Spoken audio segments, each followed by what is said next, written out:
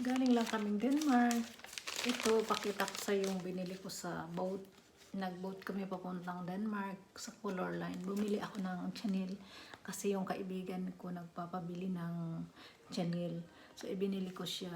Ito ay nasa 1,497 krona.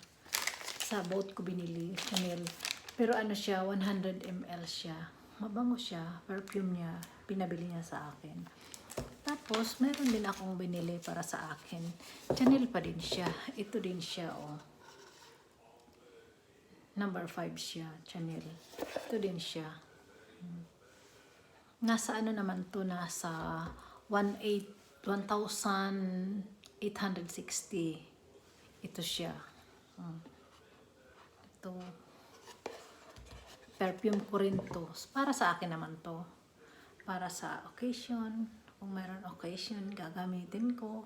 Katulad ng party. Yan. Hindi naman pang araw-araw kasi ang mahal, no. Magkano to? Ang mahal-mahal. Magkano na to sa piso? Diba? Mga katsaring.